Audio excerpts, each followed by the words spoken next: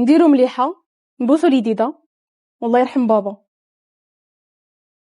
ازو الفلام جايز، اليوم ابيزود جديد وهاد المره مع دوز انفيتي. معنا فاتحه بنت شيف كيمو الله يرحمه، مرحبا بك معنا فاتحه. الله يكبر بك. ومعنا طه، مرحبا بكم. الله يبارك فيك. وقلنا اليوم شنو غادي نطيبوا؟ اليوم نطيبوا اللحم بالبرقوق. يلا على بركه الله. اول حاجه شنو غادي نديروا؟ غناخذوا اللحم ونحطوه.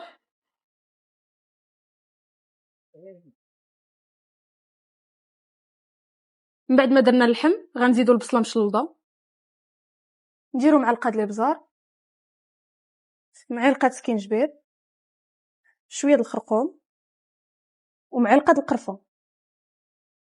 نديروا شويه السمن والثومه، نديروا نص كاس ديال الزيت. ما نساوش المليحه ونبوسوا اليديده. نديروا مليحه نبوسوا اليديده، والله يرحم بابا.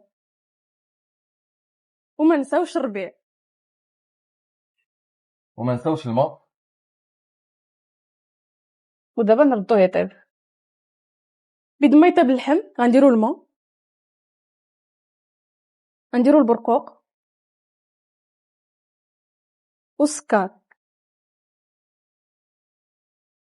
وما نساوش فيه القرف، ونحطوا كلشي يتعسل. من بعد ما طاب اللحم دابا غندوزو ليطاب ديال الدغيساج. نحطوا البرقوق من الفوق. وبهذا كيكون هذا هو لو بلا اللي وجدنا اليوم. شكرا لفاتحه وطه حيت عاونونا، ويلا نشوفوا الرياكسيون الناس كي غادي تكون. وما تنساوش كاين ايبيزود واحد اخر السيمانه الجايه ان شاء الله. هلا